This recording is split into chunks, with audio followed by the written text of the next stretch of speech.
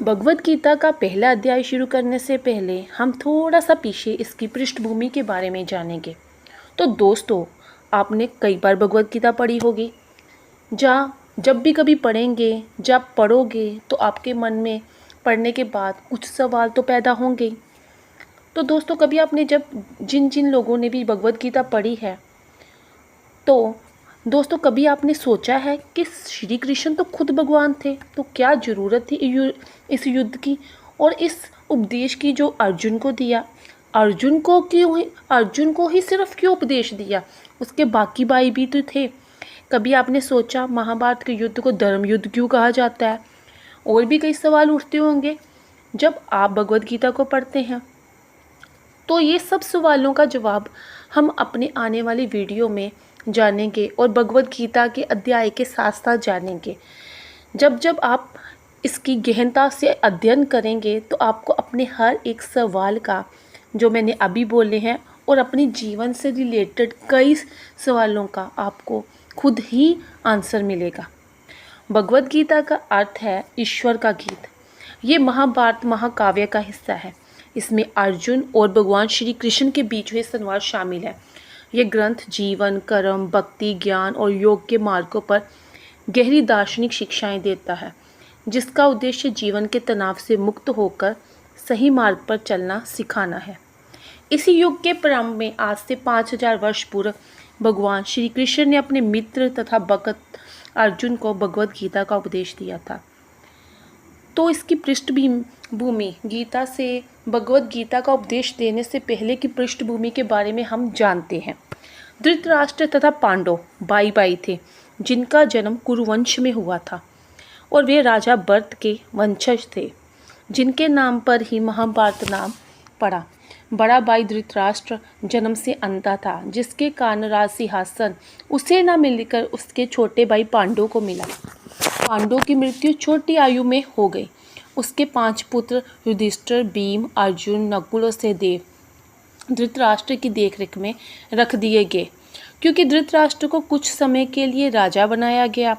धृतराष्ट्र के 100 पुत्र और पांडव के पुत्र एक ही राजमहल में बड़े हुए।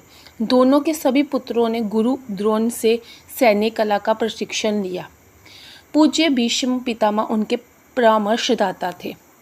धृतराष्ट्र के पुत्र, विशेष रूप से दुर्योधन, पांडवों से घृणा करता था। वो नहीं चाहता था कि पांडव के पुत्र राजगद्दी पर बैठे।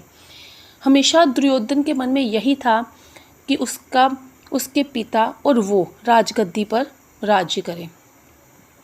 और कई बार उसने पांडव के पुत्रों की हत्या करने का षड्यंत्र भी रचा।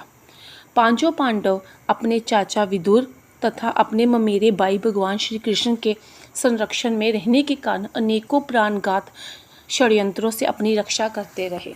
भगवान श्री कृष्ण साक्षात परम ईश्वर हैं और अब एक समकालीन राजकुमार की भूमिका निभा रहे थे। वह पांडव की पत्नी कुंती, जो पांडवों की माता है, के भतीजे थे और धर्मपरायण पांडव पुत्रों का पक्ष लेते रहे और उनकी रक्षा करते रहे। दुर्योधन और पांडवों के बीच द्रुत क्रीड़ा में दुर्योधन ने और उसके भाइयों ने छल से द्रुत क्रीड़ा को जीता और पांडवों की पत्नी द्रौपदी पर अधिकार प्राप्त कर लिया। फिर उसे राजाओं और राजकुमार की सभा के मध्य निर्वस्त्र करने का प्रयास किया। कृष्ण के दिव्य हस्तक्षेप से उसकी रक्षा हो सकी। उस द्रुत क्रीड़ा में छल के प्रयोग के कारण पांडवों की हार हुई और उन्हें अपने राज्य से वंचित होना पड़ा और 13 वर्ष तक वनवास के लिए जाना पड़ा। वनवास से लौटकर पांडवों ने धर्म सम्मत विधि से दुर्योधन से अपना राज्य मांगा, किंतु उसने देने से इनकार कर दिया। क्षत्रियों के शास्त्रों अनुमोदित कर्तव्यों को पूरा करने के लिए पांचों पांडवों ने अंत में अपना पूरा राज्य न मांगकर केवल 5 गांवों की मांग रखी। किंतु दुर्योधन सुई की नोक भर भी भूमि देने के लिए सहमत नहीं हुआ। अभी तक तो पांडव सहनशील बने रहे, लेकिन अब उनके लिए युद्ध करना अवश्य हो गया। विश्व भर के राजकुमारों में से कुछ धृतराष्ट्र के पुत्रों के पक्ष में थे तो कुछ पांडवों के पक्ष में। उस समय कृष्ण स्वयं पांडव पुत्रों के संदेहवाहक बनकर शांति का संदेश लेकर धृतराष्ट्र की राज्यसभा में गए। जब उनकी याचना अस्वीकृत हो गई तो युद्ध निश्चित था। अत्यंत सच्चरित्र पांडव पुत्रों ने कृष्ण को पूर्ण पुरुषोत्तम भगवान के रूप में पहचान लिया था, किंतु धृतराष्ट्र के दुष्ट पुत्र उन्हें नहीं पहचान पाए थे। फिर भी कृष्ण ने विपक्षियों की इच्छा अनुसार ही युद्ध में सम्मिलित होने का प्रस्ताव रखा। ईश्वर के रूप में वे युद्ध नहीं करना चाहते थे, किंतु जो भी उनकी सेना का उपयोग करना चाहे कर सकता था। प्रतिबंध ये था कि एक ओर कृष्ण की संपूर्ण सेना होगी तथा दूसरी ओर वे स्वयं एक परामर्शदाता तथा सहायक के रूप में उपस्थित रहेंगे। राजनीति में कुशल दुर्योधन ने आतुरता से कृष्ण की सेना झपट ली, जबकि पांडवों ने कृष्ण को उतनी ही आतुरता से ग्रहण किया। इस प्रकार कृष्ण अर्जुन के साथी बने। उन्होंने उस प्रसिद्ध धनुर्धर का रथ हाँकना स्वीकार किया। इस तरह हम उस बिंदु तक पहुंच जाते हैं यहाँ जो भगवद गीता का शुभारंभ होता है।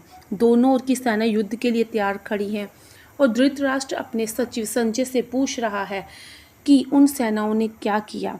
इस तरह सारी पृष्ठभूमि तैयार है। तो हम अपने अगले अध्याय में भगवद गीता का पहले अध्याय का शुभारंभ करेंगे। हरे कृष्णा।